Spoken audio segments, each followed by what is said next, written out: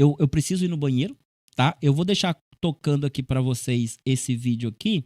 Eu acho que a gente vai conseguir assistir ele, tá? Então eu vou rapidinho e vou pegar vocês aqui pela metade. Mas vamos lá.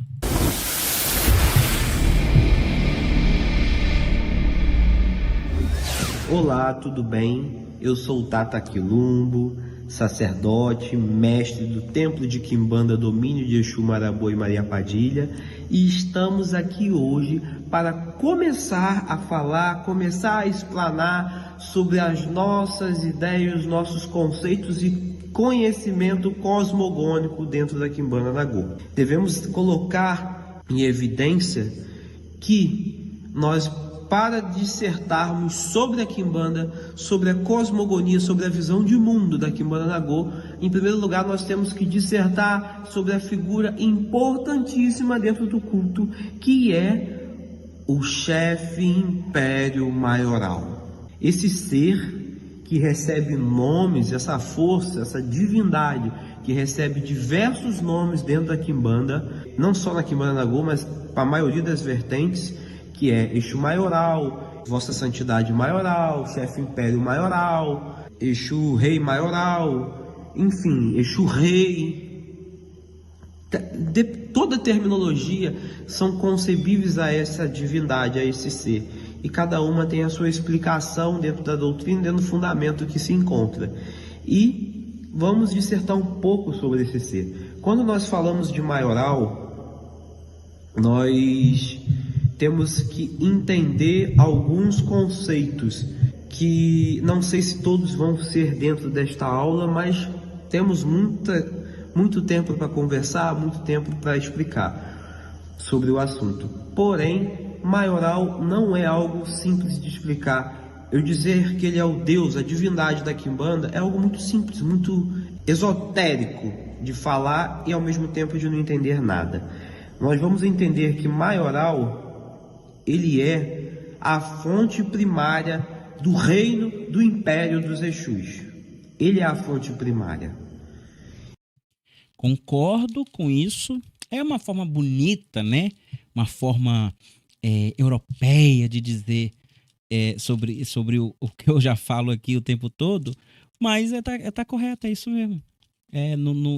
O Cangaruçu, que é a cidade da onde deriva os reinos de Quimbanda, ele não é uma ideologia de Baculé-Ser, de maioral, não é, mas é uma aposta.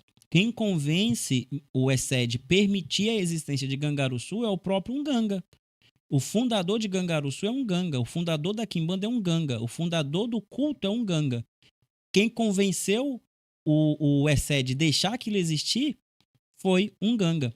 Então, a ideologia é de Nganga, mas a aposta é do maioral. Por isso que ele permite com que essa organização aconteça. Mas nós temos que entender... Mas essa ideia de império parece que é uma coisa de conquista, né? Vamos conquistar, vamos invadir, porque às vezes o império de um reino é isso.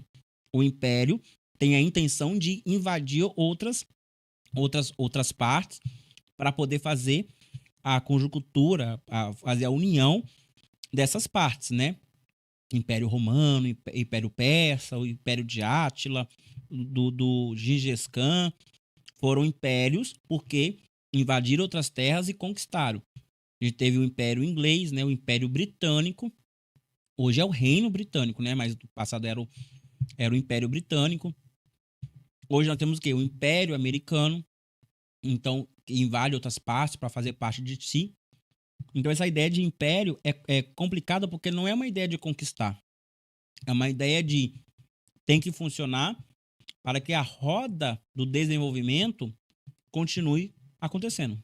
Além disso, precisamos desconstruir uma ideia que foi injetada na sociedade a respeito do culto de Quimbanda sobre Exu e sobre maioral, que é o anticósmico, que é oriundo do satanismo anticósmico. Temos que afastar essa ideia, porque o satanismo anticósmico, ele surge na corrente 218 na Suécia, ele não tem nada a ver com a Quimbanda praticada pelas vertentes do tronco tradicional. e nem pelas vertentes da primeira e segunda onda. Isso surge apenas nas vertentes de terceira onda. Exatamente.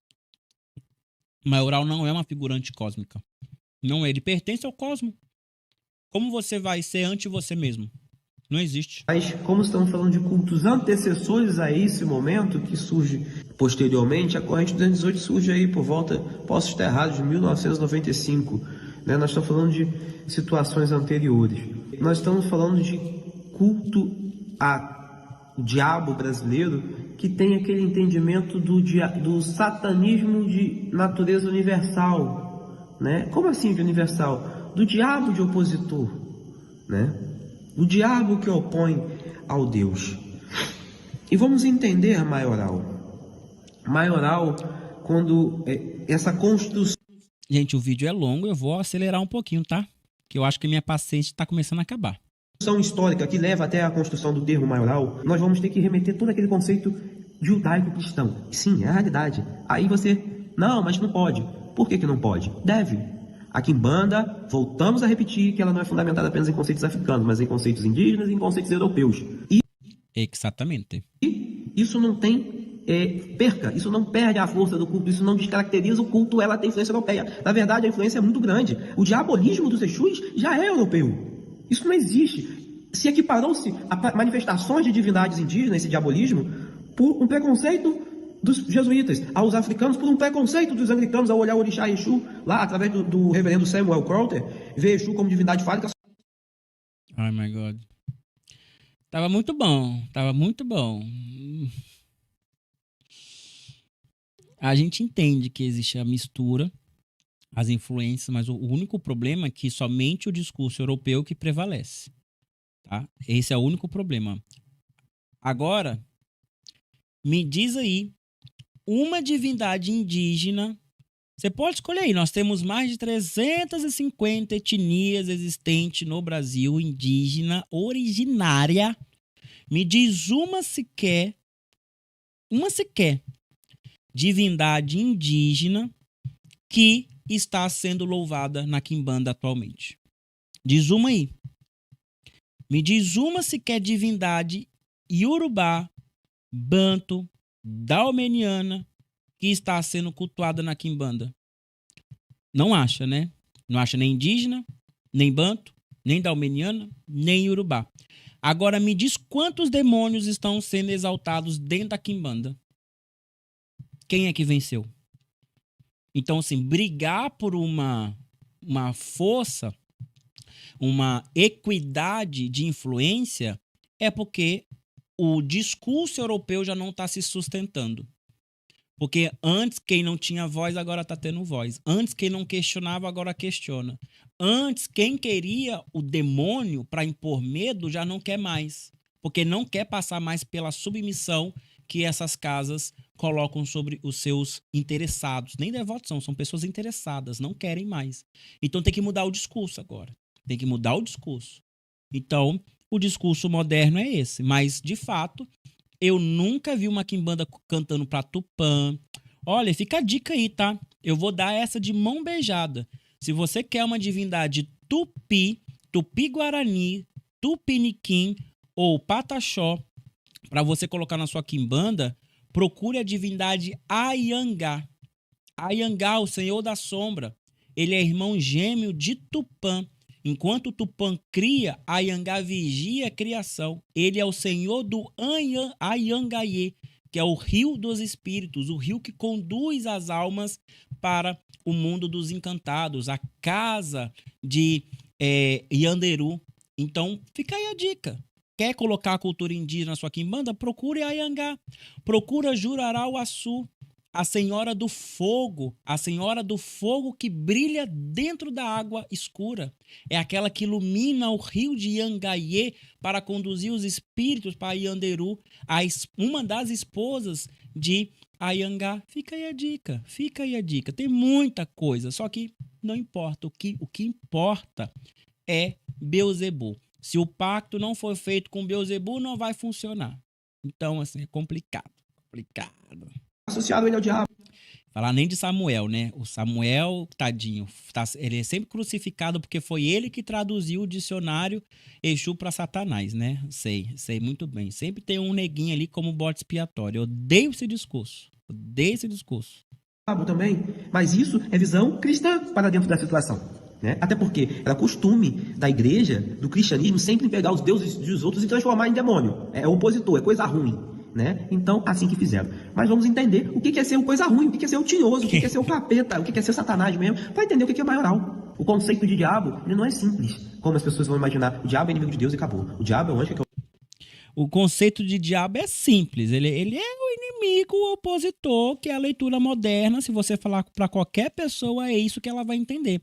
Porque quando as pessoas escutam a gente cantando para Satanás num terreiro, ela não está pensando, nossa, eles cantam para Satanás porque no século III o Santo Agostinho escreveu nos papiros que estão no Museu do Louvre. Sei lá, eles não estão pensando isso. A Umbanda, assim como todos os outros cultos e tradições brasileiras, estão lidando com pessoas reais do senso comum. Então, a primeira leitura que eles têm é que sim, o diabo é o inimigo de Deus. A pessoa precisa nem ser cristã, mas ela não quer estar no mesmo espaço que cultua o Satanás. Ela não quer estar no mesmo espaço que cultua o diabo. Ela não quer. Ela não quer ter contato com essas coisas. Ela não precisa ser cristã para isso. Ela só não quer, porque ela aprendeu que isso é coisa ruim. Não importa o que você pode falar que Satanás está pintado de ouro e é o Senhor do céu. Não importa, ela não quer. É a primeira leitura. A gente está falando de pessoas comuns. do céu acabou. Não é assim. Quando a gente pega toda a cosmogonia, quando vamos estudar demonolatria, demonologia, nós vamos entender a construção histórica e o surgimento do diabo. Né? Isso tudo começa... Eles estudam. Não estou falando na questão aqui do nosso irmão, porque ele está sendo bem coerente no que ele está dizendo. Mas as pessoas que estão nessa quimbanda, eles estudam. Eles só não aceitam colocar isso da forma que realmente é, porque não atrai o público. A questão é essa, não atrai o público. Praticamente após o cativeiro da Babilônia, onde o povo judeu tem contato com a religiosidade medo-persa. Né? Conhecem a presença de Aura Mazda e de Ahriman, deuses opositores, Deus bom, Deus mau. E ali começa a surgir a presença do diabo, a presença do Satã, da cultura judaico-cristã. É a realidade. Satã sim, diabo não. O diabo é outra origem, mas ali passa a surgir o Satã, que é uma palavra hebraica. É hebraica, né? Hebraica para opositor, inimigo. Que é, na verdade, um adjetivo. Não é um nome próprio, é um adjetivo. Dali surge o livro de Enoque, o Apócrifo de Enoque, que é uma das bases do sistema de estudo sobre os demônios, a demonolatria, a demonologia nos dias de hoje. Enfim, surge tudo a partir desse momento. Basta você pegar livros da Bíblia que falam sobre a mesma trajetória, como Crônicas e Samuel e Rei. Né? Samuel e Rei foi escrito antes do cativeiro da Babilônia, e Crônicas após o cativeiro da Babilônia, ou durante, se eu não me engano. Tem um período que fala que Yahvé entrou e enfureceu o coração de Davi e fez ele recensear e contar o povo de Israel. E lá em Crônicas, o mesmo capítulo diz que Satã entrou no coração de Davi e fez ele recensear Israel. Olha, ao mesmo tempo que o Deus de Israel, ele também se torna um Satã. Ou seja, começa a esvaziar a presença positiva e deixa só para Deus de Israel. A presença negativa começa a dar um segundo Deus, que é Satanás. Né? E claro, no judaísmo... Exatamente, mas quem vai fazer isso aí é o próprio Santo Agostinho. Quem começa, o nome disso se chama maniqueísmo. O movimento maniqueísta, se não me engano, já existia antes o movimento maniqueísta, né? Só que quem traz pro cristianismo essa dualidade maniqueísta é o Santo Agostinho, que ele vai fazer essas primeiras traduções dessa forma, manipulando o texto, sem deixar nota de rodapé, e depois os escribas vão replicar aquilo e tá ótimo. Se vê de Santo Agostinho, quem somos nós para falar contra Santo Agostinho, né? Deve ter sido o pensamento da época. Então, passou-se despercebido. Então, depois que os historiadores vão perceber essa coisa. Lembrando que nós não podemos ser anacrônicos. Na época, não se imaginava que no futuro as pessoas iriam ter tamanho poder de informação ao ponto de pegar um livro do século V e um livro do século XV para comparar. não se tinha esse pensamento. Então, qualquer pessoa podia escrever qualquer coisa, porque a escrita era algo muito rara. Não era qualquer pessoa que sabia escrever. Então, podia escrever qualquer coisa de qualquer forma.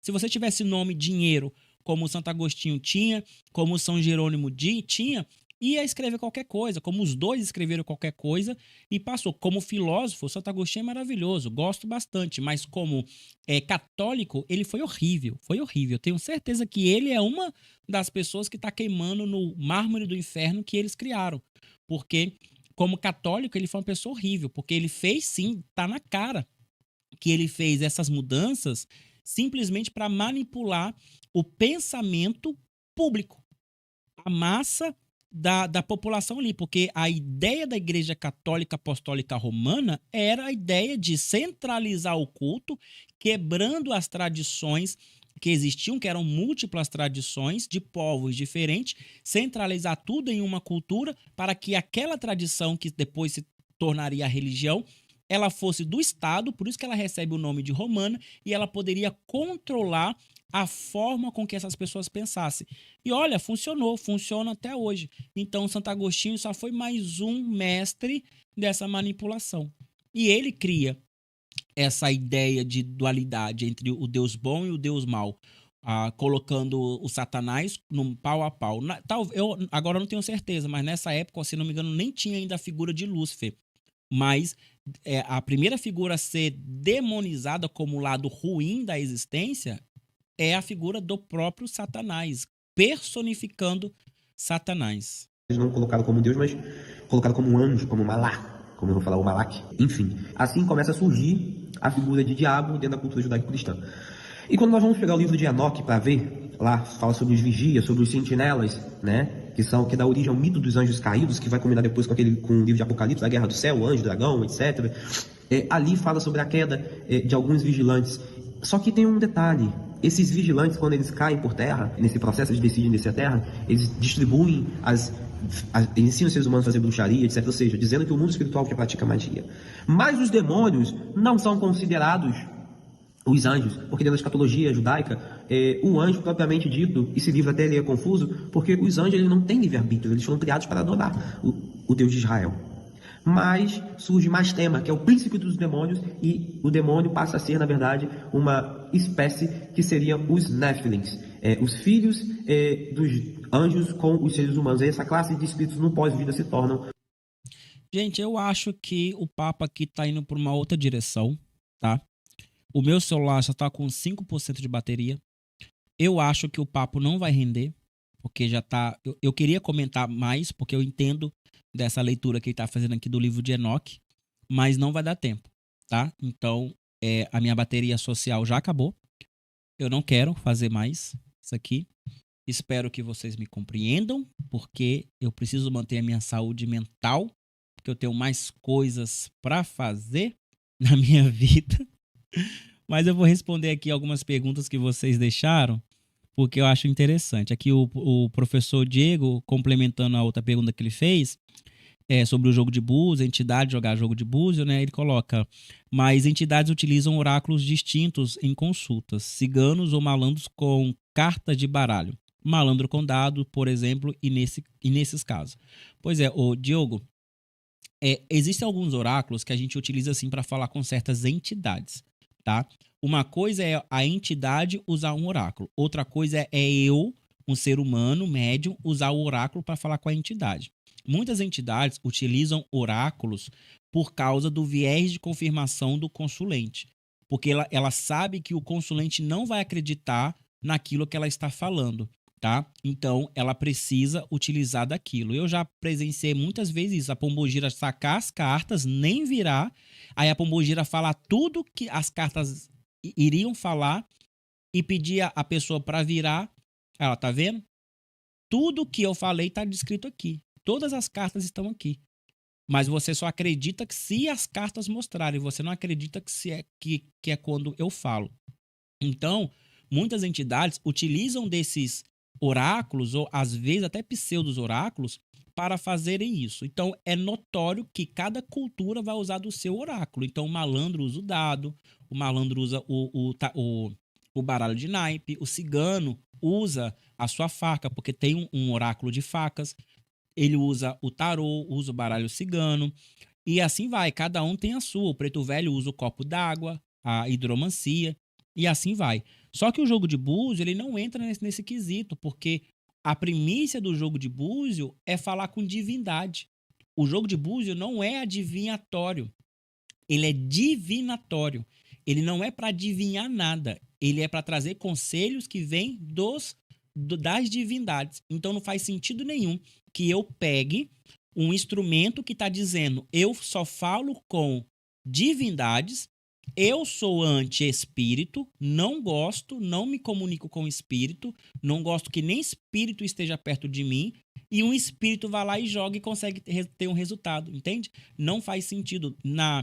Na lei do jogo de búzio já está determinado. Por isso que no candomblé, como exemplo, o candomblé ele faz ebó e ele coloca um contra-egum em você, para que o espírito não se aproxima. Quando você se inicia ou toma alguma obrigação, você usa contra-egum, você usa umbigueira, você usa a tori, que são instrumentos para afastar os eguns, os espíritos. Então, a leitura do orixá é ser anti-espírito, porque orixá é ancestral divinizado, é uma divindade.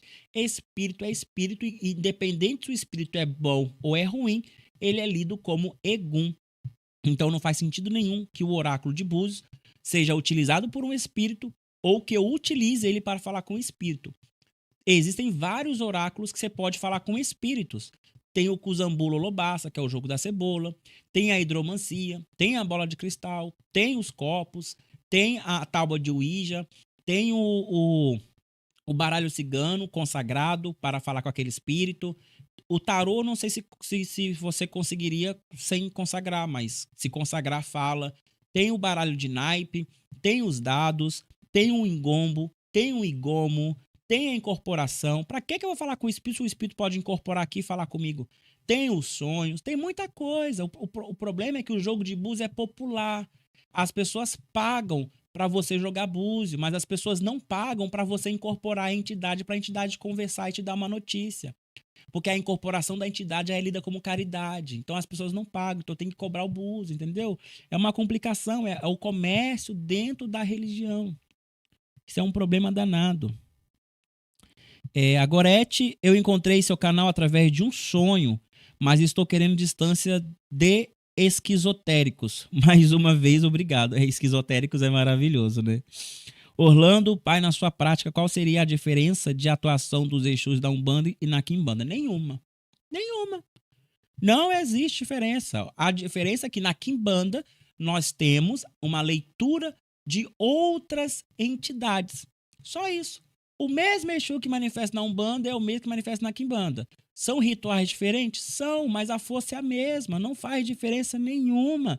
Eu já vi Exu pisar em caco de vidro e sambar em caco de vidro na Umbanda. E eu já vi Exu não fazer isso na Quimbanda. E assim vice-versa, não tem essa coisa de poder. As pessoas falam isso porque elas querem tirar as pessoas da Umbanda para jogar na Quimbanda. Mas não existe esse cabo de guerra de poder. A mesma coisa que o compadre e a comadre faz na Quimbanda, ele faz na Umbanda. Se a Umbanda for boa, o Exu trabalha. Se a Quimbanda for boa, o Exu trabalha. Não tem diferença. A diferença é que na Umbanda eu tenho outras entidades a mais. Na Quimbanda eu tenho outras entidades a mais. Entidades que não baixam na Umbanda e da Umbanda não baixam na Quimbanda. É só uma questão de catálogo de entidade. É só isso. Boa noite a todos. Bem assim mesmo, pai. Então é isso aí. Qual Exu trabalha no reino da praça? Gratidão, Olha, o Talo, uma pombogira que eu gosto muito do reino da praça é a pombogira da esquina. E tem a menina da esquina e a pombogira da esquina. Elas trabalham na praça, são falanges de entidades que foram prostitutas. É uma entidade bastante interessante para evocar, para poder fazer trabalho de sedução, de amor, de amarração e tudo mais. A pombogira da praça e a menina, a pombogira da esquina e a menina da esquina. Mas também tem a pombogira da igreja. A pombogira da igreja, a pombogira beata, apesar de elas carregarem esse nome, elas atuam na praça, porque no passado as praças eram de frente para a igreja. Então, essas entidades estão muito em conjunto ali. O senhor recomenda algum livro para entender mais a Quimbanda? Recomendo nada. Não recomendo livro nenhum, não recomendo. O que eu pude recomendar está recomendado aí no canal. Leia livros sobre história, livros sobre historiadores, principalmente historiadores africanos. Esses livros eu recomendo. Vai lá na Amazon, você joga assim, História da África. Vai aparecer um monte de livro de historiadores africanos contando o seu ponto de vista da história do povo africano. Não compra a história da África que é de escritor europeu, porque você vai estar lendo a história a partir do viés europeu. Então não compra. Tem um livro que chama 3.500 anos antes de Cristo, África Banto. Toda essa coleção ela é muito boa. Pode ler à vontade, porque a partir do momento que você lê, você entende, porque a Quimbanda é uma das tradições africanas. Então, para você entender, você precisa entender o contexto inteiro. Não adianta eu ir lá e pegar, ler só o trechinho que eu quero. Você tem que entender o contexto inteiro para entender aquilo. Senão você não entende, tá bom? O que você assistiu é um corte da live que eu faço todos os santos dias lá no canal oficial. Vou deixar o link aqui na descrição para você se inscrever e não perder a live que acontece a partir das 7h30. E eu tento responder o máximo lá no chat. Se inscreva também nesse canal que é onde eu coloco os cortes, para você não perder nenhuma parte da live. Vai, se inscreve, deixa seu like, compartilha para ajudar esse canal a crescer e eu continuar trazendo mais informações importantes da espiritualidade brasileira, afro-indígena, para você e para a sua família espiritual. Até mais, tchau, tchau.